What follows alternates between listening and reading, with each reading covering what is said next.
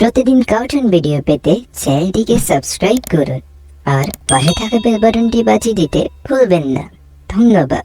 সতর্কীকরণ, ইহা একটি কাল্পনিক দেশের কাল্পনিক গল্প। এর সাথে বাস্তবের কোনো মিল নেই। আর যদি কোনো দেশের গল্পের সাথে মিলে যায় তাহলে সেটা সম্পূর্ণ কাকতালীয়। আহ, কি সুন্দর পানি! এসব পানি আমার। আমি এই পানি দিয়ে যা খুশি তাই করব। কর বাপের কি! ওরা আমার গার্লফ্রেন্ডকে দেশ থেকে বাইর করে দিছে। আমি কি বসে থাকুম নাকি? আমি ওদের পৃথিবী থেকে বাইর করে দিমু। হাজার হলো আমার গার্লফ্রেন্ড বইলা কথা। যাই, বাদে গেটটা খুইলা দি। মুরব্বি মুরব্বি দূর বেটা, সর এখান থেকে।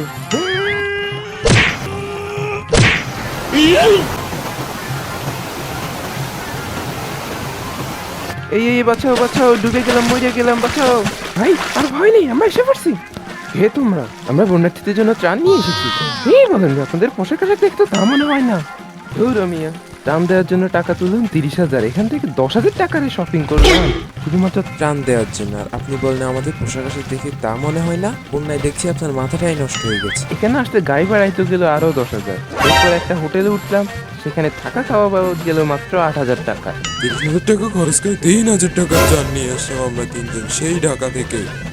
আচ্ছা ভাই, ট্রান্সফার হইব, আগে আমাদের বাঁচান। আরে ভাই খাওয়ান। মন্টু, ক্যামেরাটা ধরতো। ক্যামেরা ক্যামেরা দিয়ে কি হইব? ধুর মিয়া, আমার কি সাধারণ লোক মনে করছেন নি? আমি এখন ইউটিউবার, আমার ভিউয়ারদের দেখাইতে হইব না আমি কত বড় মানবতার মূল্যওয়ালা। এই ডুবে গেলাম, মরে গেলাম, বাঁচাও বাঁচাও, আমারে বাঁচাও তাড়াতাড়ি। ধুর মিয়া, ভিডিওর ভিতরে ডিস্টার্ব করেন কেন? তবে একটু ধৈর্য ধরেন, এত অধৈর্য হলে চলবে নাকি?